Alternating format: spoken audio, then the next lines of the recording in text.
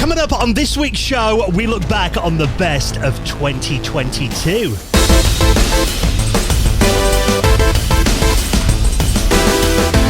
And the Retro Hour podcast is brought to you every Friday with our amazing friends at Bitmap Books. Now, one of their books you need to check out. We'll tell you more about this in just a bit. I'm Too Young to Die, the ultimate guide to first-person shooters, 1992 to 2002, covering the early experimental years of the genre that went on to rule video games. We'll tell you more about that in just a bit, and you can check it out right now and the rest of their retro gaming books at bitmapbooks.com. And with our friends at PCBWay, who offer a fully featured custom PCB prototype service, and they have low-cost, fast turnaround quality boards, and they do services like 3D printing and injection molding, and they're massive supporters of the retro community. So if you're working on a project over Christmas, you can get an instant quote right now at PCBWay.com. Hello and welcome to the Retro Hour podcast, episode number 357, your weekly dose of retro gaming and technology news with me, Dan Wood. Me, Ravi Abbott. And me, Joe Fox. And great to have you joining us for our end of year wrap-up show. And it still blows my mind. I mean, I'm looking out my window now at my frost-covered street. I think it's currently like -3 degrees outside at the moment. So that means we've made it to the end of the end of the year. And this is the episode that we do every year, definitely not the filler episode. It's the one that looks back on all the best bits and celebrates the incredible guests that we've had on over the last 12 months. As 2022, I think you'll agree, guys, I know the world's been a bit of a weird place again, and you know it's tough going into winter, but I think in terms of this podcast, it's been an incredible year for us, hasn't it? Yeah, I think it's been the year that the physicalness of the podcast has come back, and the community, which is really nice. You know, we've gone out to events around the world and we've seen and met people, and you know, we just sit here and kind of put this out and record it every week, and seeing people really creates a nice vibe, and also having that community behind it. It's been great with the patrons, chatting to everybody, but also the variety of guests that we've had on. We've had some guests that I've always wanted on the show, and we've had some systems covered that we've never touched on before. Yeah, and we're going to be doing that this week. We're kind of going to look back on, we picked 5 of our favourite little sections of interviews, and of course we'll put the link to the full episodes in the show notes as well, if you want to do a bit of binge listening over Christmas. And we've all picked out 5 of our favourite guests of the year and a little bit of those interviews, so we'll play those in just a moment. But I think you're right. I mean, what a year it's been, 2022, the year that we finally got out to events again. And you actually went abroad for an event for the first time this year, Joe, with us. Yeah, man. Went to Norway to Retro Messe with you guys, which is absolutely amazing, and you know, kind of cement what Ravi said. This year been a crazy year for us of all the stuff we've been doing, but we've had some absolutely amazing guests, so that is probably, you know, the big highlight for me. But like you say, Retro Messe and Norway with you guys was just like a bit of surreal, like a dream come true kind of thing. And we forced you to do a panel as well. Well, every panel. Yeah, I did every panel. Right in the deep end. Yeah, it threw me in the deep end, which was really cool. You guys did Germany, Amiga 37, didn't you? Yeah. I went to America as well, which was crazy, VCF East. Yeah. So we've been going around the globe, really. And actually, the events haven't finished. We do have one more, if you can get up to Nottingham this weekend. Tomorrow, we're going to be doing the first ever Nottingham Gaming Expo, aren't we? Yeah, that's going to be really interesting. That's going to be another panel, and we're hanging with the Rare guys, and it's really nice because, you know, we've got Graham Norgate there. He's a Nottingham local. We've got David Wise, who's a Nottingham local as well, and we've got Kev Bayliss joining us. And then on Sunday, Simon Phipps is also going to be there at Core Designs, which is Derby. So it's kind of like an East Midlands show. And, you know, the Midlands, we've been missing these video game shows for a long time. Yeah. So it's good to see one being created in Nottingham. Yeah, so tickets are available for that if you can get up to Nottingham this weekend. Starts tomorrow when the show comes out on Saturday, December 17th. So I'll put a link to get your tickets in the show notes at theretrohour.com. Now, before we get into our celebration of the year, you mentioned the guys from Rare there, Kev Bayliss, David Wise, Grant Kirkhope is behind this as well. They got in touch to tell us about a great little project that they're doing at the moment. They've actually just released a Christmas song. Oh, nice. Now, this is, let's get it to number one, guys. Well, that's the aim. We're going to try and get this to number one. And, you know, we're all bored of Mariah Carey being number one every year, aren't we? Yeah. And it's for a really good cause as well. It's raising money for a charity called Special Effect that help to make accessibility in video games for people with disabilities better. Oh, they're great, really Special cool. Effects. I've seen loads of really good stuff about them. And they're about providing systems to people, but also, stuff like the accessibility controllers and, bringing a bit of joy to people that can't access games. So do you want to hear a bit of their Christmas song? Yeah, Absolutely. This kind of reminds me a bit of like something Wizard or Slade would have done back in the day. I want a video game for Christmas. I need a video game for Christmas. I won't get no retro Christmas till I do. Sounds better than Lad Baby, our local hero. So this new song is called A Video Game in Christmas. It is on YouTube now as well. And if you want to get hold of it, obviously all the proceeds are going to the Special Effect charity. I'll put a link in our show notes at theretrohour.com. We've actually got a Christmas party coming up as well this weekend, haven't we? Well, it's kind of just meet up and have a pizza, but it'll probably end up with photocopier incidents and madness. We've got to find a photocopier. Running around town looking for a photocopier. Yeah, but we decided just to get together and have a little Christmas celebration and also to celebrate our book as well. Yeah, so I'm thinking that I'm going to have to play a video game of Christmas on my phone while Joe dances around Christmas tree in the middle of Nottingham. On our table. That'd be good for us. That sounds like a good idea. But yeah, I mean, another big highlight of the year, just before we get into the clips, of course, can we just say a big thank you? Of course, is the first episode that we've recorded since our book was successfully funded and we smashed that stretch goal last weekend. Saturday night, I was actually away with the family. We've got a place in Buxton up in the Peak District. It was my birthday and the father-in-law's birthday. So we're away and we've been out watching the England game because, my father-in-law's really into football. So we've been in the pub for about 6 hours. So I was slightly merry at 11 p.m. when I got the message on my phone that the Kickstarter had finished. So that really added to it, actually. It was great, It's been hard with Kickstarters. I've seen a lot of Kickstarters at the moment.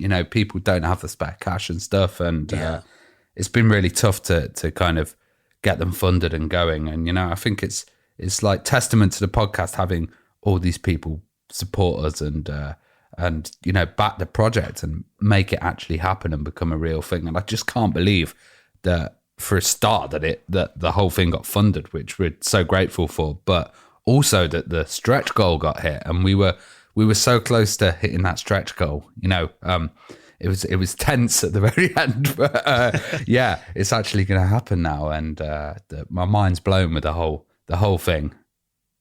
Yeah, so looking forward to 2023 when we'll finally get to hold the Retro Hour book in our hands. And thank you again from the bottom of our hearts to everyone who's made our dream a reality. Being able to do our first book is just absolutely amazing. And there have been quite a lot of people actually this week getting in touch going, I missed out on the Kickstarter. Can I still get hold of it? We're hoping to get a few extra copies printed at the end. So keep your ears peeled. We'll update you on the podcast as and when.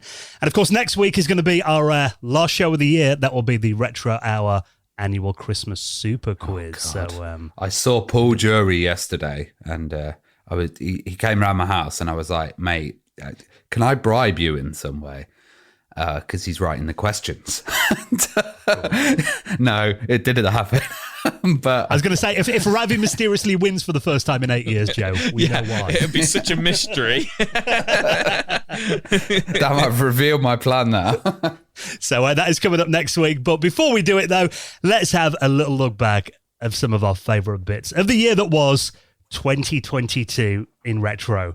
And for my first clip, now you did mention, Ravi, that we've finally got some guests on this year that we'd wanted on the podcast pretty much since the beginning. Yeah. And David Perry was definitely one of them. Now, of course, Shiny Entertainment, responsible for legendary games like Earthworm Jim.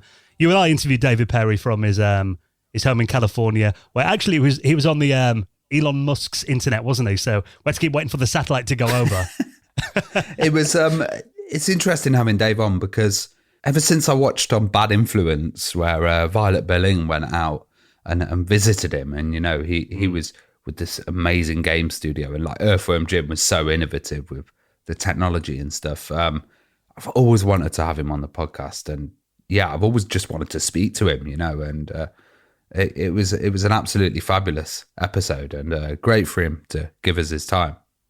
Yeah, and he definitely didn't disappoint. And one little clip that I pulled out that I thought was quite interesting, because obviously he worked on those Disney games on the Sega Mega Drive. Oh yeah, like Aladdin and stuff. Yeah, and that's the thing. I mean, you think back then, early 90s, it kind of felt like when video games came out of kind of the underground, if you like, because before that they were a bit of a kind of a nerdy kind of niche thing. But then by this stage, massive corporations like Disney were taking it seriously. And they had a lot of rules they had to stick to make those games, which I think worked because, Aladdin was such a polished game. And in this clip, we asked David Perry what it was like working with Disney on Aladdin. I imagine in, those years leading up to that, it kind of felt like generally games were kind of regarded by companies as a bit throwaway and maybe, not even as important as a toy. But then it suddenly got to this era and suddenly they realized it was a big part of the franchise, I guess. Exactly. So what happened is you would be I'd been into Disney licensing, and you're like sitting in a room with coffee cups and things like that with Disney characters on them. Like that's where licensing happens. And they thought video games were just like a coffee cup. There was nothing that important. And in certain cases, some of the executives making the decisions had no interest in games. Like they were just too old. And so it took a while. I used to enjoy this because I'd go into these meetings looking at these older executives thinking, you don't care about this industry. You're not going to support this. No one's going to say yes. But what happens is over time, those people move on. And you see the people moving in are all, they have kids playing games. They love games. They grew up playing games. And it changed everything. That just literally, right before my eyes in all of my Hollywood meetings, I watched the whole industry change and start really embracing video games. And so people like Jeffrey Katzenberg, I think, were way ahead of the crowd because they really understood.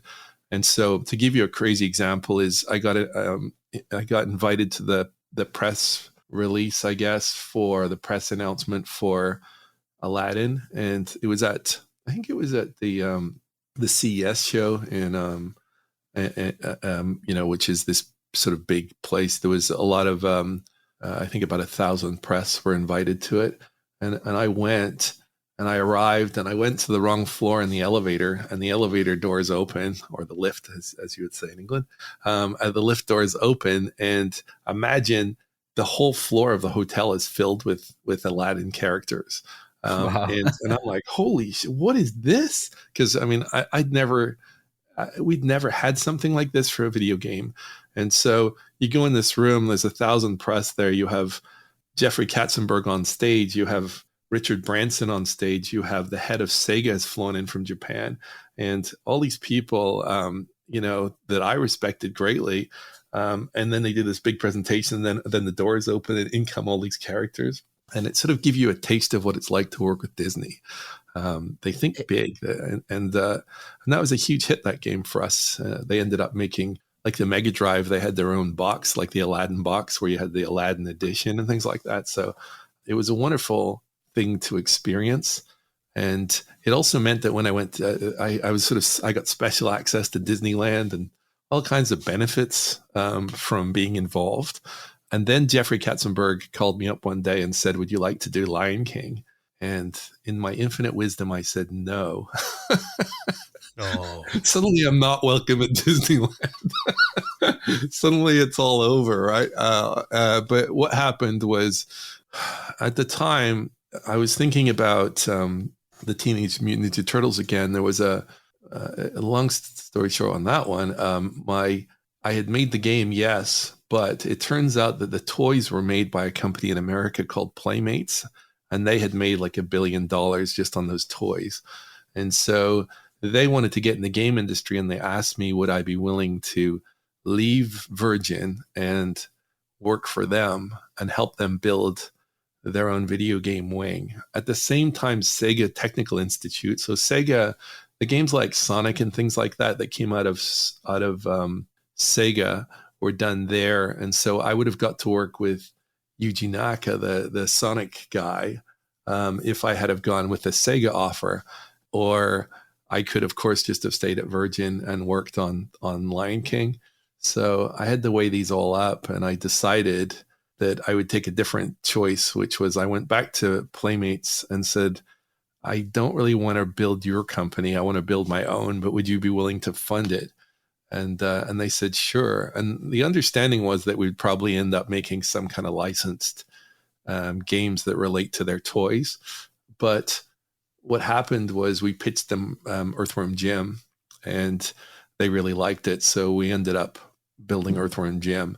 And that was really interesting because that led us on a path of, instead of licensing in someone else's brand, with Earthworm Jim, we actually owned the brand. And we got it won Game of the Year as well. And it ended up becoming a toy line and a television show and Halloween masks and lunch baskets and all kinds of different, all these different things. So what an episode. David Perry, again, someone that we've wanted on the podcast for 7-8 years, and we finally managed to get him on in 2022. And of course, I'll link up the full episode in our show notes as well. So what's your first highlight of the year then, Joe? So for me, I've kind of gone in reverse order by accident, in terms of the dates of them and stuff. But we had Kevin Backus on episode 347, so that'd be about 10 weeks ago now. And he was responsible, for kind of bringing the Xbox to the market. And, it was really, really interesting to kind of hear about his relationship with Bill Gates. And also how, the kind of the story behind how, there's that Microsoft technology in the Dreamcast, and then that kind of transitioned into the Xbox. And I really loved his story about how, he helped make Half-Life, and how he actually wanted Half-Life to be a packing game with Windows XP. And I just think, I love to think there's a parallel universe out there where that happened, and the gaming world might look a little bit different, maybe not too different, but I just think that would have been absolutely mind-blowing if that had happened. And I just think it was a really great score from Ravi, to get such a big guest for us. Well, Microsoft, bring the Xbox to us. Well, Microsoft didn't have that reputation for gaming, did they? No. He even says in the interview, people were laughing, going, "What, the spreadsheet company is going to be making a console?" There's a part where he says they sit down with kind of a test audience, and it's just if Microsoft made a games console, what would you want on it? And they were just they couldn't get their head around it. They were well, it'd need a PC monitor. And will Clippy be on it? Will Clippy be on it? It needs Excel, and it was no, they're going to make a games console. So, yeah, the whole episode was just really, really kind of mind-blowing and interesting for me. I can't remember if I got a beta of Wolfenstein. I definitely got beta copies of Doom before it was released, and Quake. And so, that preceded and predated my time at Microsoft. But the Valve guys, I got to know as a fellow early licensee of that engine, which is one of the first engines that was ever licensed. And so I got to know Gabe really well. And obviously, because of Gabe's time at Microsoft, he was very eager to try to build some sort of relationship. What very few people know is that actually I was talking with Gabe about the potential of bundling a version of Half-Life with, I think it was Windows 98.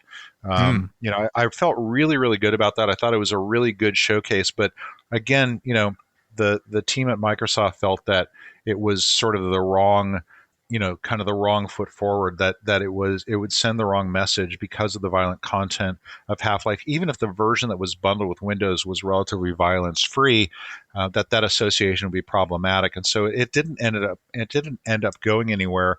But I really felt like that would be a strong statement, more so than Solitaire or Minesweeper. No disrespect to those pieces of software. They're obviously very, very popular. But I really wanted to move sort of much more casual gamers into understanding what was available, out there in the world of gaming beyond simple puzzle games. Well, talking of video game violence as well, Game Blocker was a interesting kind of piece of technology, and were Microsoft kind of pushing stuff like that, and also what was their attitude towards video game violence at the time? Not really. I think that their approach as the steward of the platform was relatively, hands off. Again, Windows, Mac, open platforms. You don't have to have Microsoft's permission to make a Windows game. You don't have Apple. You need to have Apple's permission to have to develop a Macintosh game. And so I think, I don't think Microsoft really had much of a perspective at all about violence when it came to the platform. Obviously they wouldn't really promote violent games, but they wouldn't really prevent them either. It was sort of an arm's length relationship. Yeah, imagine what a different world it would be if we had Half-Life installed on every Office PC instead of Solitaire. Yeah.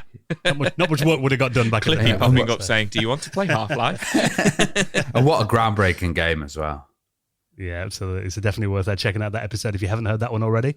Now, for your first highlight, Ravi, this was such a fun episode, this one, wasn't it? This was one of my favorite episodes because having a voice actor for video games on a podcast just works so well. And this was Lani Minella. So she works for Audio Gods, which was one of the first kind of audio companies that did like voiceovers commercially. And she found the voice of John St. John, who was Duke Nukem. And she's great because she can put that emotion and that style into a voice and a lot of feeling where, other people might not be able to, but she really knew what suited a video game. And one of my favorite titles was Unreal Tournament. And in this clip, she has a lot of the death killing sounds. And then she also talks about this radio puker, which is this kind of a way of announcing where it's very, pronunciated, and how you have to really tone that down, where you wouldn't have had Duke Nukem going, "This is Duke Nukem." You had to have it toned down and a bit more subtle, and like the differences that are needed for actually doing a voice on a video game. When you're hitting, it's usually, now when you're getting hurt, is there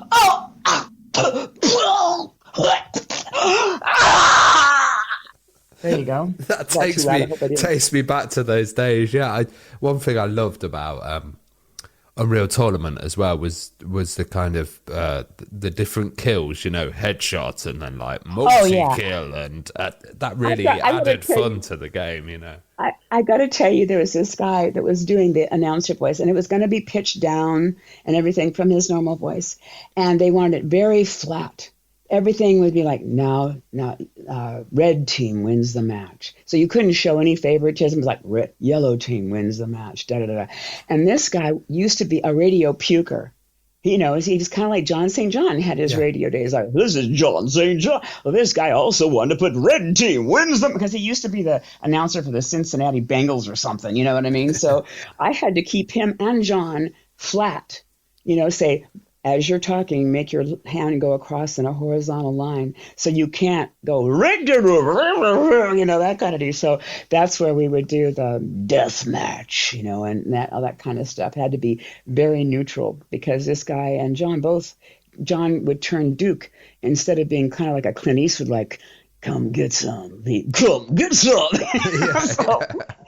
So that's where American sports announcer style. Yeah. And it's very hard. Once a radio puker, always a radio puker. It's hard to get them not to, because in the old days, not everybody had a deep voice. So they learned to go to the Columbia School of Broadcasting to talk like that, and that's what we call the radio puker. Yeah, I did love that episode. I love the fact that you got us to do the Bubsy voice as well. Oh, your favorite. Yeah. So, you check that out. Of course, I'll link all the episodes in the show notes so you can have a little binge listen over Christmas. So for my next one, you mentioned, legends that we've had on the show in 2022, and Ed Rotberg came on the show. Now, he was like a core member of Atari's coin-op team, joined the company in 1979. He worked on games like Stun Runner, Blasteroids, and Battlezone, probably the best-known game that he worked on. Definitely an old school arcade favorite. But actually Battlezone back then was not only used by, kids in the arcades, but also it turned out that the US military were using Battlezone to train people to basically drive tanks.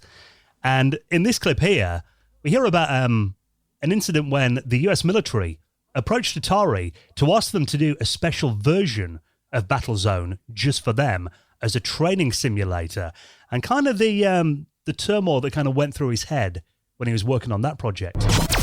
Not my favorite chapter in the history of Battlezone, but one of the guys I was working with, who worked at the company, was a manager there named Rick Moncrief. He had been contacted by or at least Atari had been contacted by a group of retired generals, and they ended up shoveling this off to Rick, and they were interested in pursuing a training device using the Battlezone hardware, something that would train their soldiers to. They could have a game where they could get useful tactile feedback and operational feedback for one of the fighting vehicles, the Bradley fighting vehicle that was being produced. And after Battlezone was finished, Rick came to me and said, this was a few months after Battlezone had finished, and said, we've promised these guys we're going to get a demo together for them for the next. It's a thing called TRADOC, and that's where it's training for various military groups would get together and discuss different ways, and they wanted to propose training them with the game, and they wanted a demo unit that would demonstrate that soldiers could improve their efficiency and competence by playing a game. And so I had the next TRADOC meeting was like 3.5 months away. So I had like 3 months to develop this. It was not trivial. We had to develop an entire new controller. There were a lot of things involved.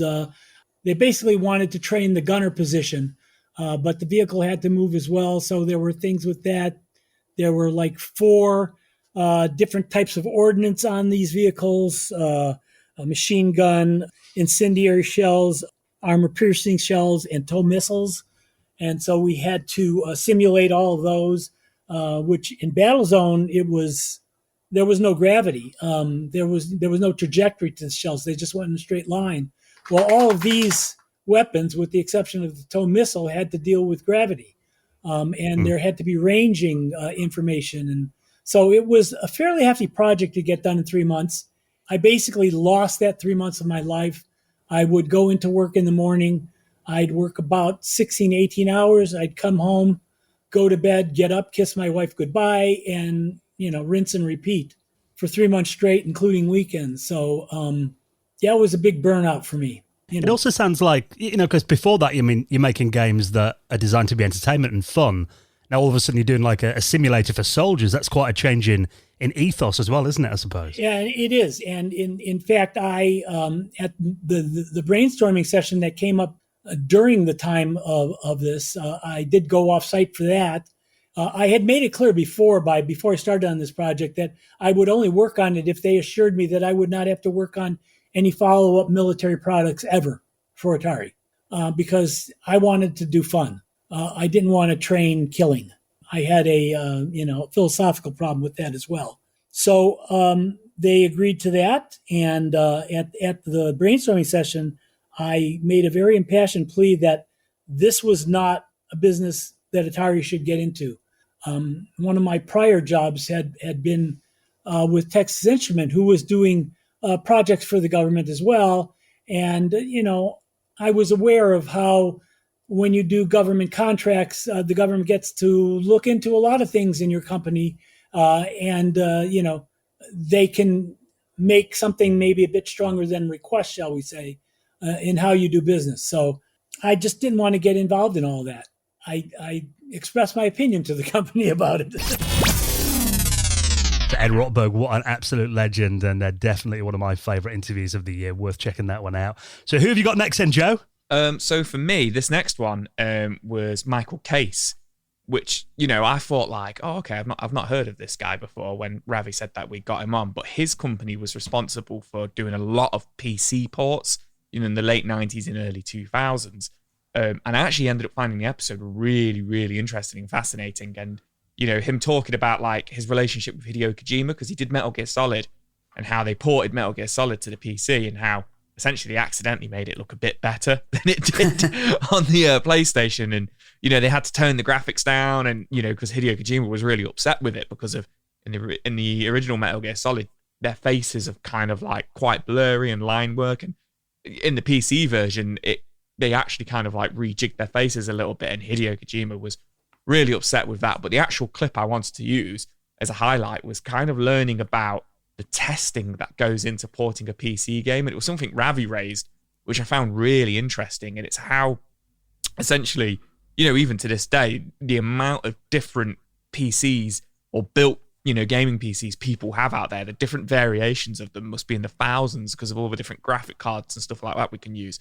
Yeah. And it actually turned out his company had 400 PCs set up where they just sit and try and break these ports of games. And they would just sit there testing them just to make sure that when it went out to the consumer, it actually worked for them on their setup. And I'd never kind of put that kind of thought into it before because I'm not a PC gamer. So I actually found that really interesting to hear that story. What we had to do at one point was send one of our programmers over there to work on it with them, in their test lab on the actual computers. He was the guy who wrote a lot of the code. Malkia, he was this Bulgarian guy. And he ended up getting hired away from me by Microsoft. Because he was against his NDA, but, who am I against Microsoft? I didn't say that. Allegedly. So speaking of all these different developers and Microsoft and stuff, what was it like working with all these big different companies, PlayStation? Was there really strict requirements for the ports and what you guys were working on? Strict requirements? Nah, I wouldn't say so. I mean, it was, well, if you run those games today, they won't run on a computer. Unfortunately, they changed DirectX. We always use DirectX, the Microsoft product. And we used it in the proper way, and they won't run anymore. So you have to get a vintage computer if you want to run any of our games. So Abe's Odyssey Oddworld was one of the biggest selling games for the PS1 at the time. Was there a lot of requirements to match the PS1 version when porting that? The people at Oddworld were very easy to work with, and they gave us great access to all their content. So it was very easy to do the conversion, and we were able to talk to their programmers, etc. So basically it was all written in C programming language. So we just had to convert to C so that it would run on the PC. Not too much of a problem. I mean, the graphics pipeline, there was some issues with that. Just converting them to the format that we needed to use on the PC. But it was pretty easy. It was a pretty smooth experience. And, the game was very well written. The programmers did a good job on it. So it ran very well on the PC. Now, for the next clip, I love this interview as well, Ravi. And it was great to hear about a game that really brought me back to my childhood. Because, I always love racing games, but there's something about playing a racing game where you can actually batter your opponents with chains and baseball bats. And of course, we're talking about Road Rash. Yeah. Oh God, having Randy Breen on, talking about Road Rash. Road Rash was one of these series that I want to see back nowadays. I don't know why it's missing. And I think it's fantastic. Just the mix of like racing at speed, but also the brutality. You can choose to race, or you can choose to fight, or you can do both. And in this clip, Randy's talking about the actual fighting, but also the influence of stuff like Akira and the wider kind of biking culture that actually went in to influence Road Rash. Car games with guns on them and so on. And I just thought that was a little too, it just didn't seem to make sense. I mean, for one thing, you're trying to drive in one direction and aim in another direction. And it just, it didn't hold together in my mind, both from a fantasy standpoint or from, an interactivity standpoint. And so the thing that struck me with motorcycles was that, first of all, I was toying with racing, and, the competition, even in those, this goes back, far before the computer game industry, but, motorcycle competition can get kind of physical. And it's interesting because you can see the rider on the machine as opposed to, a car where you might see the helmet sticking out, in an open cockpit. And the fact that the rider is fully visible, I thought was kind of exciting, that there was an opportunity to create drama from, that physicality. And, the other thing, what I was getting at with the racing is that in racing, it's not unusual for these riders to kind of elbow and kick each other. And, it's not very common, but it happens. And, I think that I put that together. There was, I was a fan of Akira. And in fact, in my presentation for the concept, I presented both these shots of, what's the equivalent of MotoGP, where riders were actually shoving off each other, entering a turn, and also some of the gang material from Akira, along with some other things. The bike pump scene from Breaking Away. It really makes me want to get my Mega Drive set up again this weekend and have a bit of a blast on Get Rashin. game. Get Rashin. Exactly. And you're right, that needs to come back. Somebody needs to make a new version of Oh, man, imagine how good that would be. Now, for my next clip, another legend that we had on the show this year. And I think this game probably sold more Amigas back in the day than anything else. And this is Martin Edmondson. Now, in this clip here, we're talking about, of course, Shadow of the Beast. And again, Martin kind of admitted in this interview that gameplay-wise, probably wasn't the most in-depth game you could get on the Amiga. But we all remember those incredible graphics. And in this clip in particular, we're talking about that parallax scrolling. And I still remember seeing that at my friend's house back in the day, and just been desperate for an Amiga after that. So here's Martin explaining all about that legendary scrolling in Shadow of the Beast.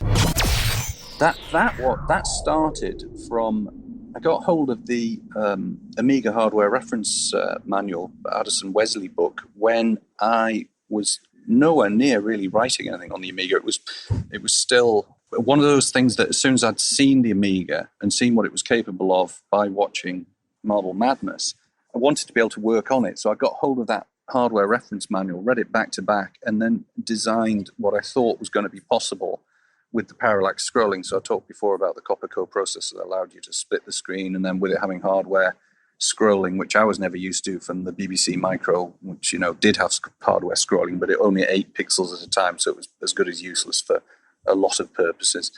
And it just seemed to be perfect for what we wanted to do. And I'd noticed, parallaxing is something that anybody can see by just looking out the side of a train. You can see how stuff closer to you is whizzing faster than stuff further away. So I just designed it on a piece of paper, really, was where the splits would be, what the speeds would be for each of the splits. And we ended up with 13 layers, and how we'd use different play field modes on the Amiga, because it was so powerful. It was so flexible, that machine. It had different ways of setting up what could overlay what, how many colors would be in it.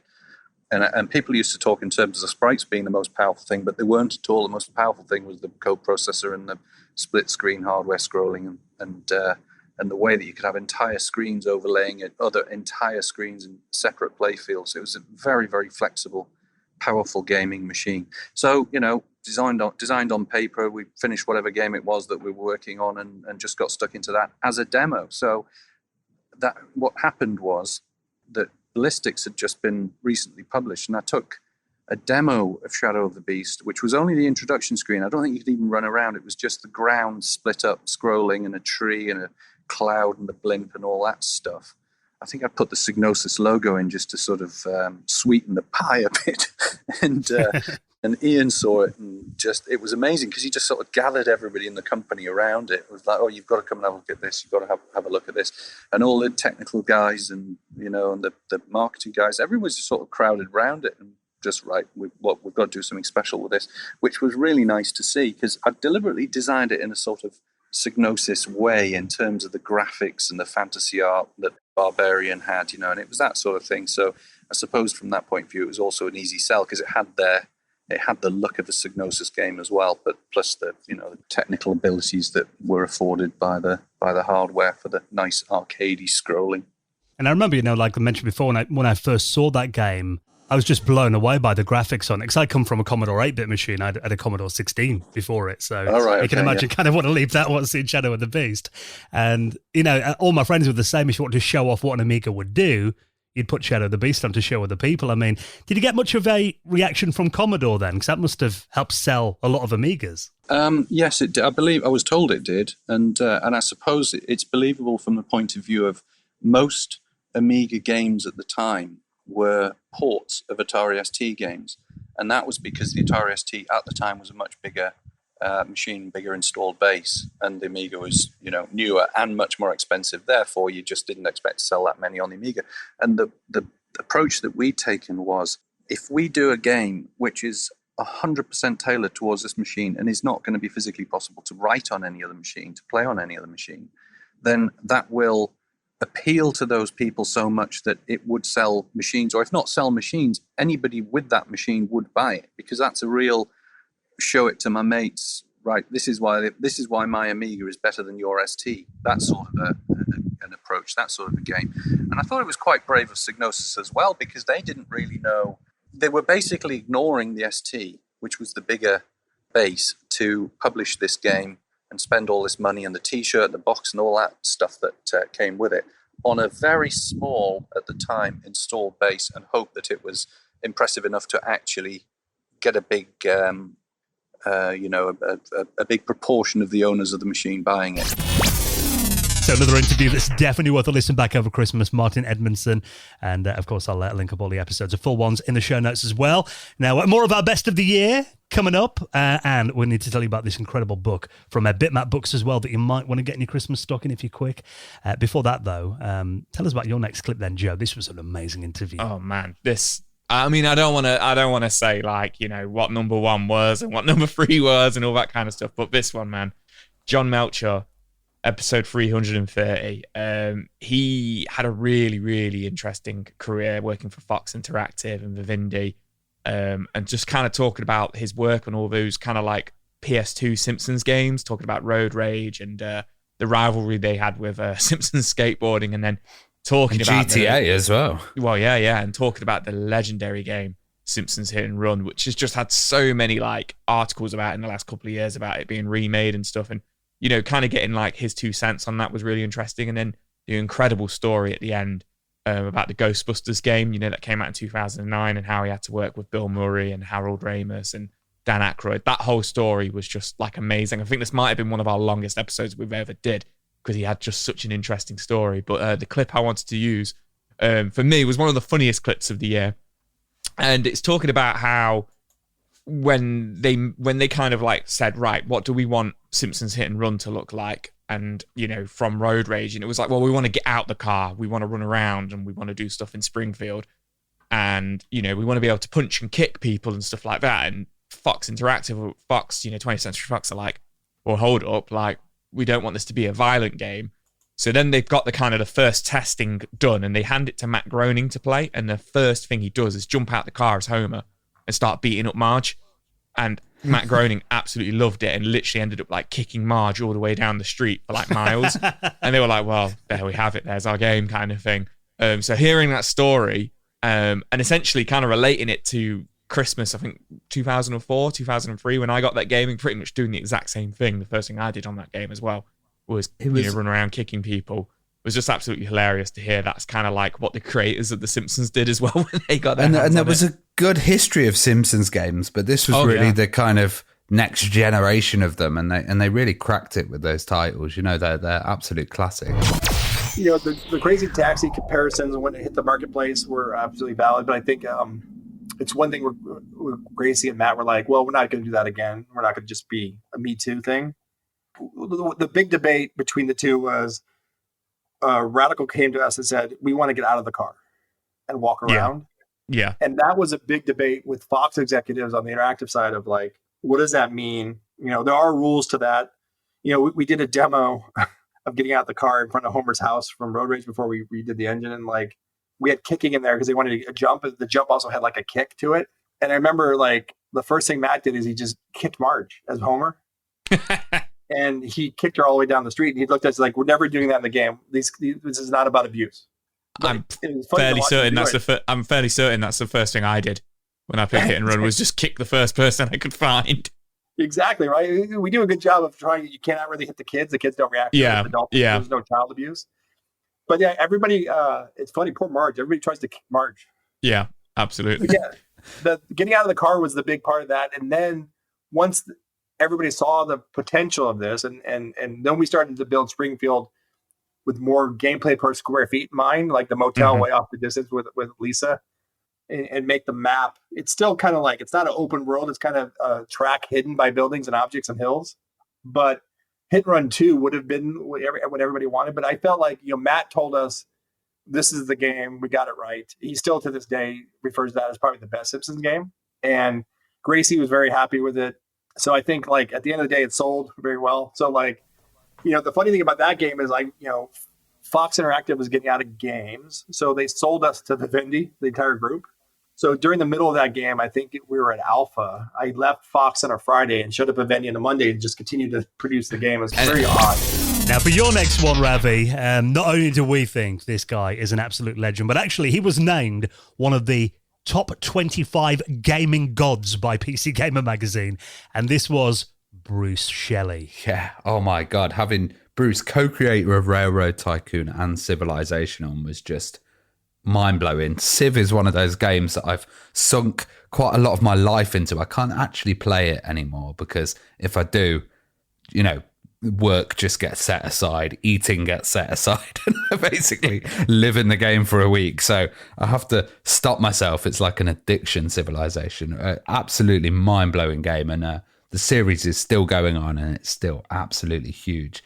And in this clip, Bruce is actually talking about the first version of Civilization that he played and how it actually wasn't a turn-based game. Originally, it was real-time and it was a lot more based in the kind of ancient time period. And just to have Bruce on, like, this whole interview, I was nervous, and I'm not usually nervous with the interviews. I was so nervous.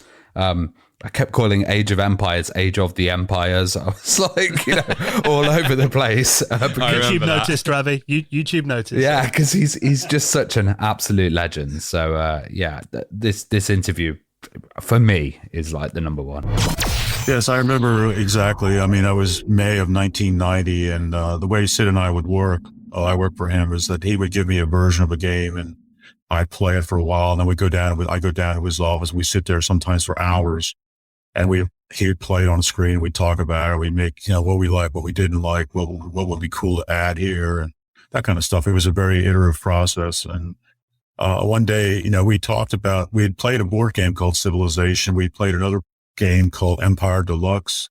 And at one point he says, what would you change about Empire Deluxe? Give me a list of 10 things you would change about Empire Deluxe. We were going to rebuild that game. And I sat down and I thought about it for a while. I actually gave him, if I remember, I gave him like 12 things that would change, trying to be a star. And so we talked about it quite a bit, and he would prototype. He always had a handful of prototypes on his machine that he was fooling around with. And then one day in May of 1990, he gave me a floppy disk and he says, try this. This might be our Civilization game. And I saved that disc. For years I had that in my stuff. And I finally, I thought I was going to donate it to a museum, and Sid asked me to have it back. So I gave it back to him and they got it going again. It was not a turn-based game. It was real time.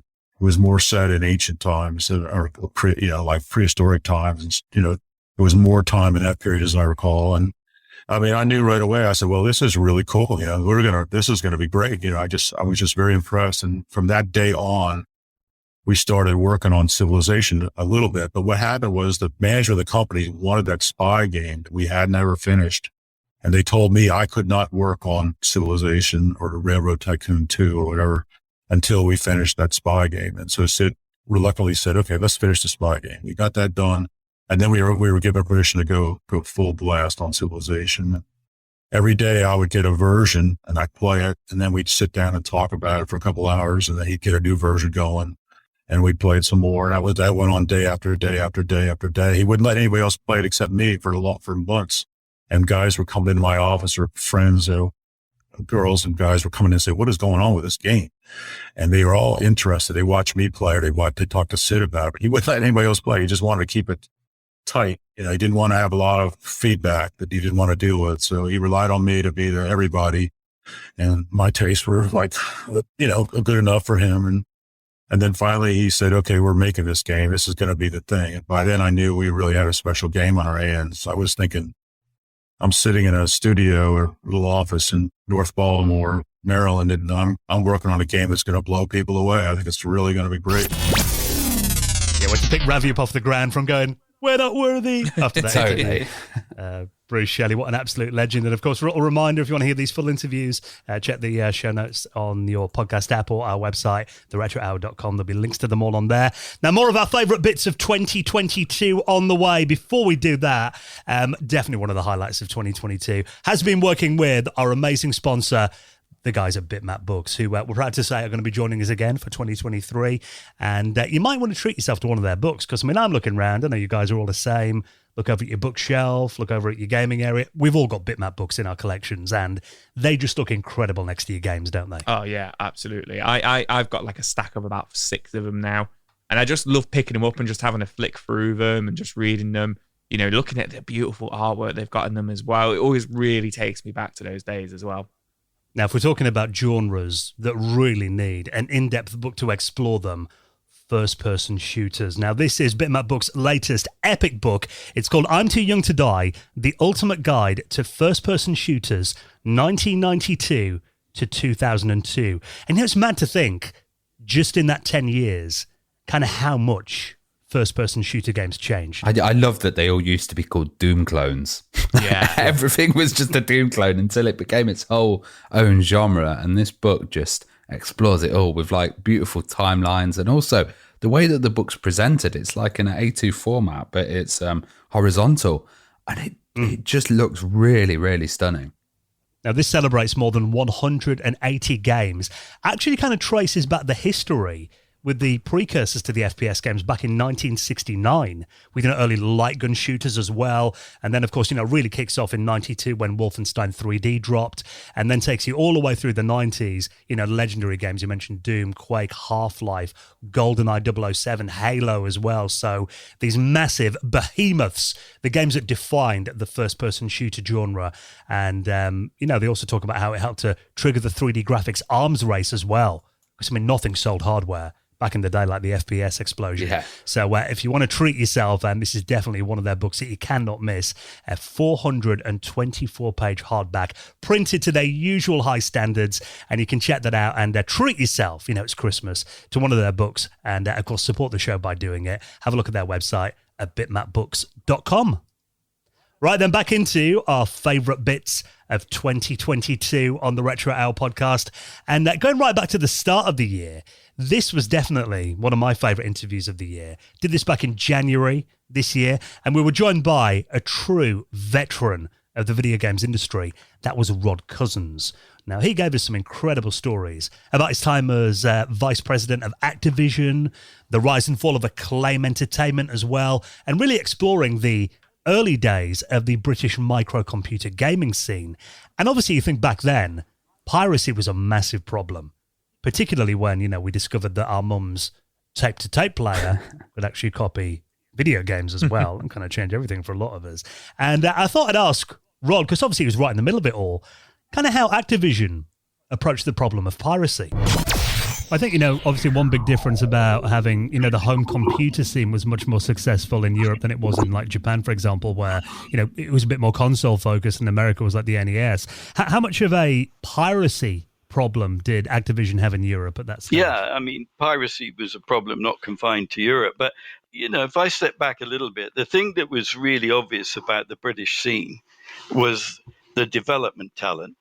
The development talent and creativity in Europe was top draw, could compete against any of them. And I remember I was out in the States when I was at Activision, and I was walking into places and I was seeing all these incredible setups with workstations and great, hosting computers and so forth. And they weren't necessarily any better or as good as what was done in the UK. And I asked an American, pretty good guy from a technical point of view, why he thought that was.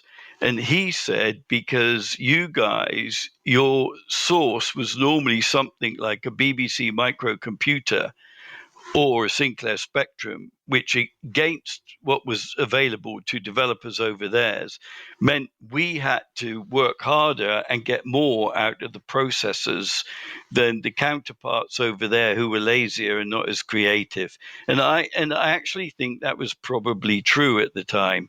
And so we when you start to think of what went on through the BBC, which was the adopted thing in our schools and so forth, we got huge amounts out of it, and I think that stood the test of time. Plus, there was a cultural thing. I mean, if you looked at movies, we always followed, but we were always like number 2 or 3 ahead of anyone else. And I think it created this hotbed of talent, and some of which migrated to the States and so forth.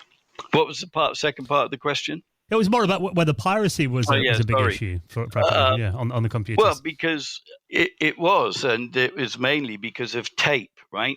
And which was very easy to pirate. And I remember I did a Newsnight program where we tracked and followed them around in the UK. I also remember I went out to Singapore when we were under the ownership of Argus Press Software. And a member of the board was a guy called Tim Gold-Blythe, who was also, and Michael Spicer, who's in the government. And we went out to Singapore as part of a British trade delegation. And I was out there, and we were all being politically correct and saying all the right things. And this Chinese guy came up to me and said, "Do you realize your software is being pirated in Singapore?" And I said, "No, why?" He said, "Come with me." Now, why I did this, I don't know. I just jumped in his car and went off with him, and he took me around the back streets, took me into this place, and there were all our games. And actually, they were pretty good. And so I said to the guy, the owner of the shop, I said, "These are my games." He said, No, they're mine." I said, No, they're mine. That's my copyright. And he said, "No, I made them here in this shop. They're mine." And that was their logic. And so I started to do something about it.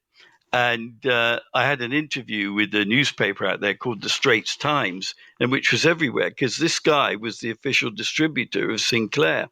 And and so I called Sinclair about it. And anyhow, the next thing I got a call from British Electric Traction, who was the Ultimate Holding Company, and telling me to back off and not do this because it wasn't good for relationships. And so I had to drop it. But piracy was a big problem everywhere. And I mean, there were, some of us reckoned, depending on the game, anywhere 3 to 10 times copies were out in the open market. And that started to have an impact on the industry overall. So it was a big problem. And I mean, if you bring it fast forward to today, I remember going out to China in the very early days and talking to companies like Shanda who were struggling with this. And they said, well, you may as well give the game away free. And really, that was the prelude to free to play because they couldn't beat the pirates, no matter how sophisticated encryption they had and so forth. So they, again, changed the game design, gave it away, and then went back to a coin-op model where you design it for people to keep, paying microtransactions to get through the game. So I love that interview, one of our early ones from 2022. Definitely worth This is why I love doing the podcast, because we cover stuff like piracy and stuff that people won't usually talk about, and it's really interesting to get both perspectives on that. Yeah, absolutely. Now, another absolute superstar that we had on the show this year, and actually someone that we were hanging out with in Norway, weren't we? Because he was over there at Retro Messe. Yeah, he loved Norway. Yeah. So yeah, this is John St. John, aka Duke Nukem, for my fourth choice. Oh man, this episode I was in stitches the whole way through it. It was just like, even right down to just the start when we jumped on the call, he came on as Duke Nukem. And I was a little bit starstruck, and he was just, I'm not going to do the voice, but he was just like, "Hello, Joe," kind of. I said I wasn't going to do the voice, I just tried to do it. But he was just talking to us, and he was like, "The retro hour is amazing," and all this kind of stuff. And it was just I like to think it was a bit of a fresh air for him as well, because we didn't just sit there saying, do the voice. We actually asked him about his career and everything like that. And I feel like he really got into it, and he really gave us a lot of juicy stuff. But the clip I chose, for me, I'm a really big 80s film buff. And, Ravi asked a really interesting question about kind of when you got the script for Duke Nukem and stuff like that, did you think it was a bit raunchy? Did you think it was a bit much? Were you a bit worried about kind of being involved in this game? And he was like, "No, man, I'll do anything you pay me to do," kind of thing. You pay me, I'll say it. And it was kind of telling a story about how, like, you know, the whole point of Duke Nukem was it ripped off a lot of like 80s and 90s action films and stuff like Evil Dead and, you know, They Live with Roddy Piper and stuff like that. And he was saying how, like, you know, Bruce Campbell, who I love Bruce Campbell from Evil Dead and stuff, like, to this day still doesn't like John St. John because he's like, you ripped me off, man. And he's like, well, I didn't rip you off. The scripts ripped you off. But I just loved kind of like finding out about that and like how the scripts kind of came about and stuff. It's just a really, really, really fun episode. And then, like you say, we met him a couple of weeks later in Norway and ended up having some drinks with him. It was just really surreal, really awesome. They told me that there was going to be some stuff that might be objectionable as a voice actor, and I looked at the script and I said, "Oh no, I'll say anything you want to pay me for, not a problem." You know, I thought it was hilarious. I thought it was all comedic, and most of the lines that Duke sort of made famous were stolen from other projects. You know, from Roddy Piper and from Bruce Campbell. And I was literally about to say They Live with Roddy Piper. Exactly. Yeah. And I think they both were amused at the fact that the Duke Nukem character made those lines even more famous. You know, they delivered them originally in their projects, but Bruce Campbell to this day, I think, hates me for that. Oh, really? Yeah, I don't think he likes. I don't think he likes hearing me say "Hail to the King, baby." Oh, man. Well, I was going to say, how much was it based on, like, the Evil Dead and that kind of really, like, camp horror kind of genre, you know, over-the-top stuff? Yeah, exactly. It wasn't just their projects either. A lot of the stuff in Duke Nukem games was stolen from Hollywood. That was the whole point, you know. They weren't trying to rub anybody the wrong way. It was just silly, funny to steal lines from other projects and make them Duke's own, you know? Yeah. And it kind of had the fun of those movies. You know, a lot of people would watch those movies just for the like outrageous scenes and the, really bad enemies and stuff. Yeah. John St. John, what an absolute superstar. And I think I love the fact we're hanging out with him in Norway. He came in. I think he basically drank the bar dry of tequila. Then, yes. And was like completely sober. So definitely one of the best, biggest guests that we've had on in 2022. Now, for your next one, Ravi, you were so in your element here. Steve Wetherill. Now, he worked on all sorts of games. I mean, Manic Miner for the Amstrad. He worked with System 3 on Myth. And, of course, for you, I think definitely talking about Command & Conquer was a big I think I took over half the interview and I was just like, damn, be quiet, Command & Conquer. And I just like went into it. I just sat back, turned my microphone off. Yeah, I went into it deep, like, because I'm a huge fan of strategy games and CNC for me was like groundbreaking, but also it was that point that strategy got online and got multiplayer. And, you know, you were playing it before you had AI and stuff, but having that multiplayer aspect on there, you know, local LAN as well was just absolutely fantastic. And in this clip, we talk about, you know, what it was like having the multiplayer experience, then playing multiplayer in the office, and also what it was like kind of programming that AI. Like there was different abilities to play as well. So you had, you know, selecting each side. It wasn't just one side versus an enemy. And also multiplayer as well. Did you guys spend much time like playing LAN games together in the studio? Oh my God, yeah, every single night. I remember the very first game we had, and the only unit you could build was the rocket launcher guy, the rocket guy. And so, of course, you know, we would be playing 4-player games where there's 4 guys, each with 50 rocket guys. So it kind of started there. We were like, oh my God, what the potential of this thing is amazing. I think being able to, it was kind of a double-edged sword. Being able to play all of these units in multiplayer was great because you could balance the abilities by having a range of different people play them and get an idea for, you know, the relative sort of attack damage and defensive, you know, sort of statistics that they have. And that was definitely part of the balancing. It is a double-edged sword, though, because you also have to balance the single-player campaigns. And, you know, generally speaking, certainly in those days, less so today, obviously, but back then the AI was pretty much scripted. You know, you would have triggers and then you would have basic behaviors. So, you know, get in range of unit, it will fire at you kind of thing. Maybe it will follow you. And, the AI or the enemy attacks would basically follow along the same sort of thing where they were scripted. It's like the enemy would build a bunch of units and then send them to your base, basically, and try and take out key buildings. And that's not really how a human plays at all. And so I think it was quite a difficult task for the game designers. And by the way, I don't take any credit for any of the design balance in the game. That was totally the design department and other people doing that. But yeah, I think it was a double-edged sword because, yes, you can balance the units out for pure stats, but how you use the units is very different to how they appear to you when you're playing through a campaign. So it's quite challenging, I think. Yeah, I think you could have easily done like another 2 or 3 hours with Steve. Oh God, yeah. We barely scratched the surface on that. I'm going to start a separate podcast just on Command and Conquer. The Command and Conquer hour. Yeah. We've got a few more to get through before we wrap up, and of course get ready for the Christmas quiz. We'll need to get our heads down revising for that next week. But for my last clip of the year, and obviously it's been really difficult choosing these because we've had so many amazing guests on. But for me, talking to Tony Warriner, the Revolution Software co-founder, was just amazing. Now, of course, famous for games like A Broken Sword, but for me, Beneath a Steel Sky was always one of my favorite point-and-click adventure games as a kid. And hearing the story about how that game went from concept and the interesting kind of early days and the early ideas they had for Beneath a Steel Sky were really interesting to hear from Tony. So have a listen.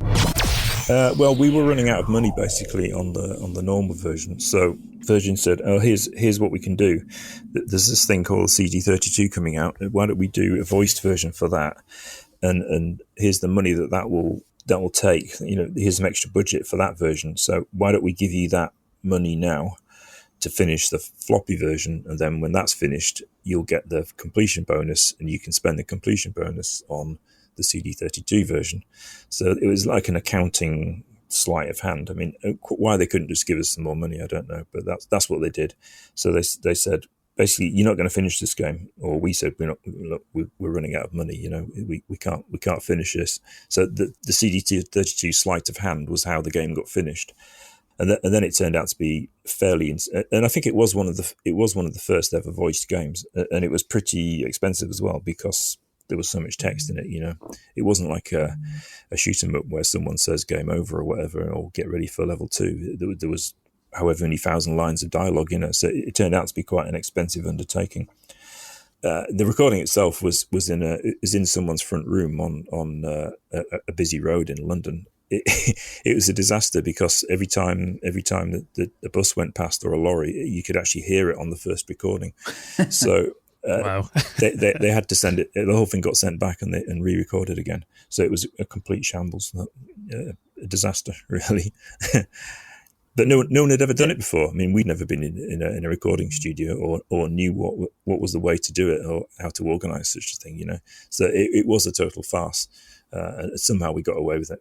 And I think as well the fact that you actually had actors doing it, because I know a lot of times back then, even like full motion video games, they'd often just get staff from around the office or the programmers to play the parts, wouldn't they? Programmer voices. Yeah, that would have been a lot even worse. That would have been really bad.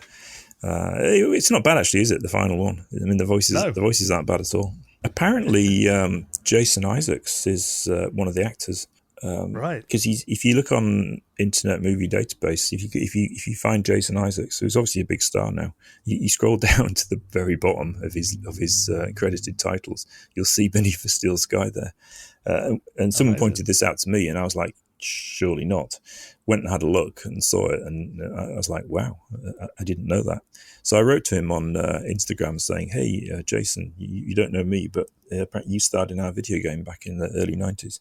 Do you remember it? But he hasn't replied. Now, for our next one, Joe, there are certain interviews where I think it's fair to say you kind of go on full-on fanboy mode. Oh, yeah. You definitely did for this one. Oh, yeah, absolutely. So this is a guy we were trying to get on for the entire lifespan of the Retro Hour. James Rolfe, aka Angry Video Game Nerd, he's always been like, he's never ignored us or anything like that. He's always messaged us back whenever we've reached out, and he's a busy guy. He's a big YouTuber. He works on a lot of other projects and stuff like that. But to finally be able to, April this year, sit down for him for an hour, and just talk to him, just have a chat with him. And I've been following AVGN since like 2007. He was kind of part of the reason why I got back into going to car boot sales and, buying retro games and stuff like that. And it was a really weird experience because it kind of felt like sitting down with an old friend as well. Like as starstruck as I was and giddy as I was about it, it was just like talking to our mate. He was really relaxed and it was really cool, and just kind of talking about, Dan always mentions like his wilderness from gaming years, like when you were at uni. He kind of talked about that as well, like in the mid 90s, where, he was kind of waiting for the Ultra at 64, obviously now known as the N64, and his thoughts on the PlayStation. And I thought it was really funny how like he thought the PlayStation was going to be a flop, and it was just going to be like the next CDI or 3DO, like another one of these like futuristic grey consoles that plays discs, and it's just going to be boring, and he's just going to wait for the N64. And how he had those couple of years where he was kind of stuck with his SNES, and then all of a sudden he kind of jumped to GameCube while he was at university and college and stuff. And then kind of how AVGN kind of started to grow from there, and that's how he kind of got back into it and stuff. So it was just fun to sit down with him. And like I say, it was like talking to my friend, because Dan's kind of told me his story about that. So then to hear that from James Rolfe was just really, really fun. And it was just a huge highlight for not just the year, but kind of like for my career, if you will, with the podcast. My time with the podcast, just to have him on was just really awesome. Some of them I heard about at the time, and others I didn't. Like the Philips CDI, I never heard of that one till later. But I did hear of the real 3DO, the Panasonic 3DO. So when the Sony PlayStation came along, I thought it would just be another one of those. So that's why I didn't really expect the PlayStation to be such a big deal, because I was saving up for the N64. And I had a friend who had a PlayStation, and it looked great, but I had a long way to go to wait for the N64. And it seemed like in that delay, I might as well have gotten a PlayStation at the time, but that's just how it was. Yeah, because I remember the N64. It was delayed by, it probably in hindsight it was only like 18 months, but as a kid it felt like years. It did. Waiting for that machine to come out. Yeah, like it probably wasn't actually as long, but it felt that way. But I just remember waiting for that when it was called the Ultra 64. And the launch title I was most excited for was Killer Instinct, but that didn't even become a launch title by the time it came out. They had Killer Instinct Gold, the sequel. I think by that point, PlayStation had already got enough traction and took over. Yeah, in hindsight, I that's just how I sort of missed the whole PlayStation thing. I mean, I played some of it. I played some of the first couple Resident Evils when they came out. I played Twisted Metal, but I didn't play Metal Gear Solid or Final Fantasy VII. The games that like the major games that you hear about just went over my head. And by that point, I was shortly after the N64. I was busy with college and just didn't really play games as often. Well, then I started playing them a little more often because I had friends in college. But we would play GameCube when that came out. Usually more co-op or competitive games, like one of the Bond games, Nightfire. More like party games we would play. Yeah, drinking games. Yeah. Because that whole era as well, when everything went kind of 3D. That was every game had to be made into 3D from like 1995 onwards.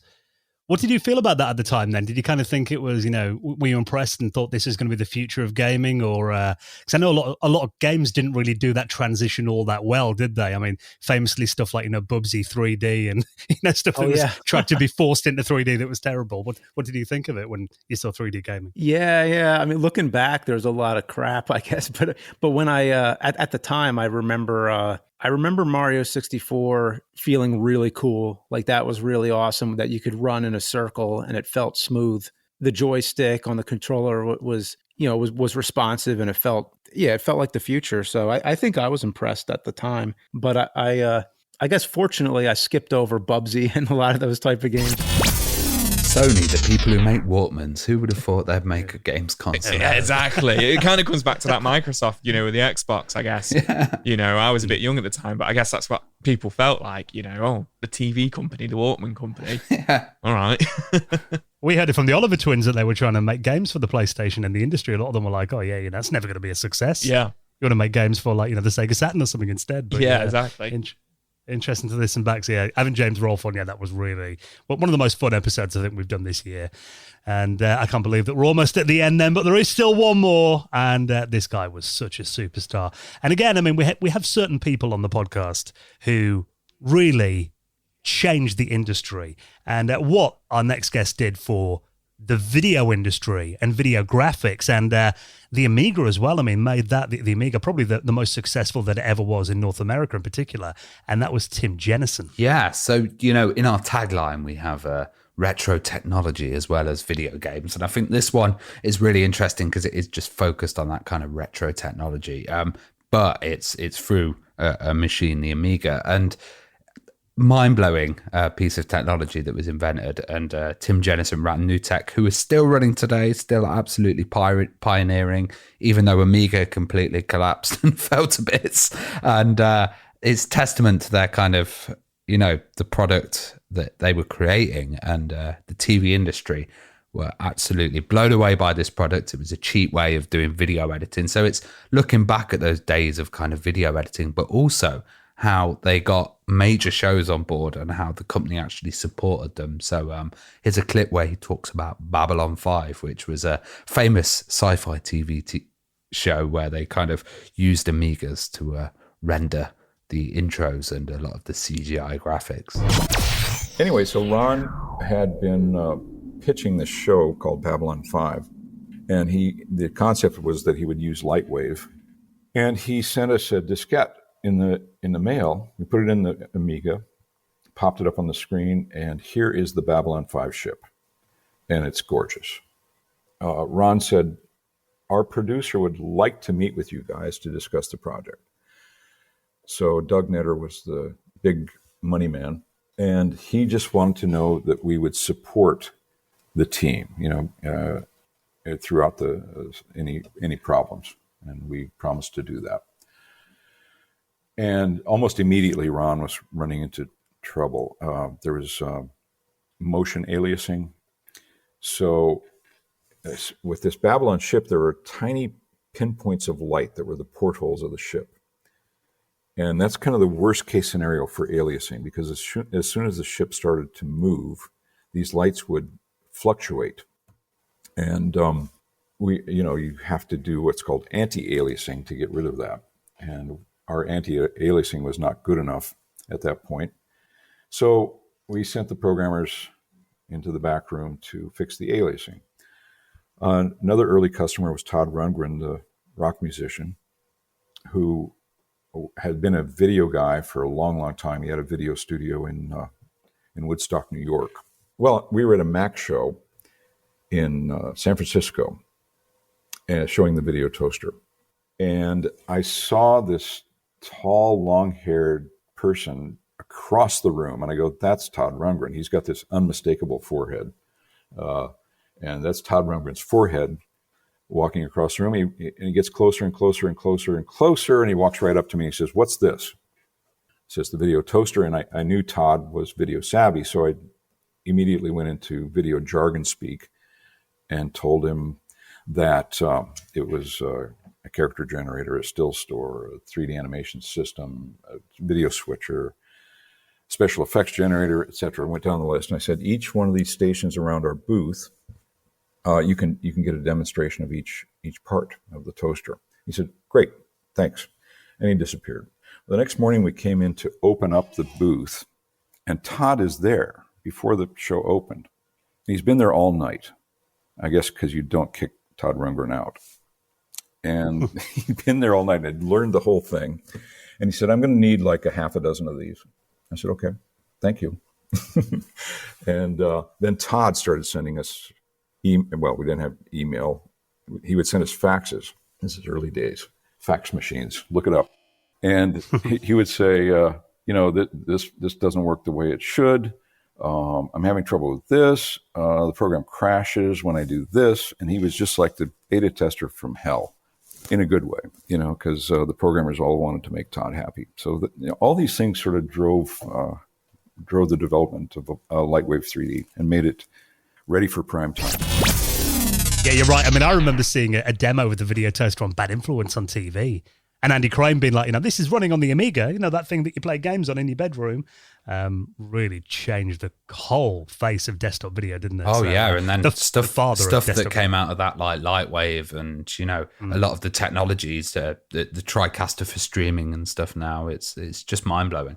Yeah, so those are some of our highlights. I mean, it has been an incredible year for this podcast. And again, if you've got a bit of time off over Christmas, maybe you missed some of those interviews, definitely worth a listen. And I'll link up the full episodes in the show notes, or you can head to our website at theretrohour.com. Have a little scroll back at what has been an amazing year for this show.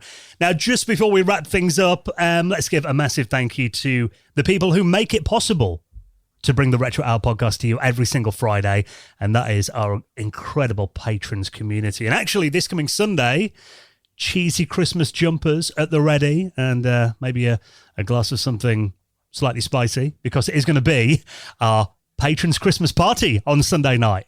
We're going to play Pass the Parcel. Virtual Pass the Parcel. Virtual Pass the Parcel. I don't know how we're going to do that, Ravi. I might look for some kind of game that we could all play. Maybe that's a good idea. Interesting. Yeah, a group one. Yeah, that could be fun. I really enjoy those patron meetups and chats, and I think the Christmas one's going to be very special. It's crazy because we've done these patron hangouts on the last Sunday of the month. Usually, obviously, we've changed it because Christmas Day is the last Sunday of the month this month. But we've done them for coming up on what must be about 2 years now. And they just seem to get busier and busier every time we do them. It's like the amount of new people that we've been seeing recently on there.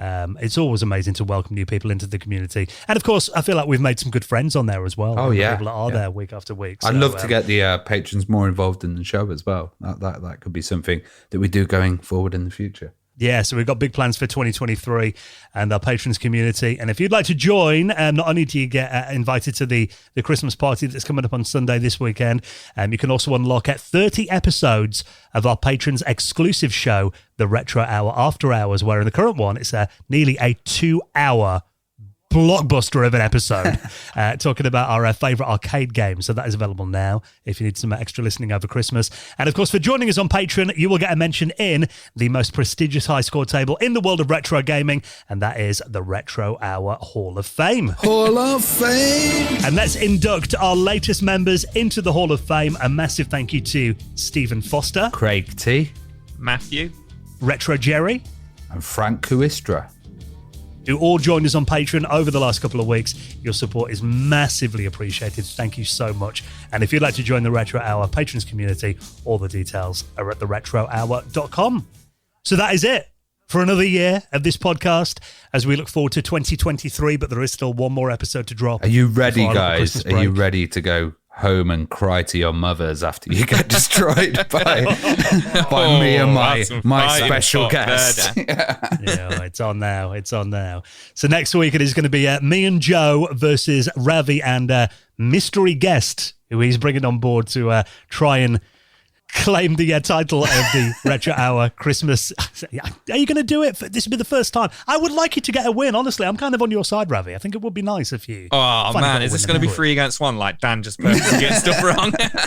I'll be messaging him on the side. Now, if I'm abysmal next week and I lose, Joe, that can be my excuse. Yeah, maybe. Just cover it all. And who we got at the hosts as well? We should mention Paul Jury as well from Retro Gamer. We've got Oliver Wilmot as well, who is a expert quiz master who's been running his own retro quiz for quite a while. So I expect the questions are going to be very varied. Paul's even been saying he's going to send us hints and stuff like that. And, parts of the question, it sounds very interesting and very complex. Just the kind of thing we love. Yeah. So that is going to be coming up next week. So get your mince pies ready and your Neff Christmas jumpers on for our Christmas special. And all that remains for us to say in the meantime is thank you so much for your continued support. Thank you for listening to this podcast every single Friday, and Merry Christmas. Bring on 2023. Merry Christmas. Merry Christmas.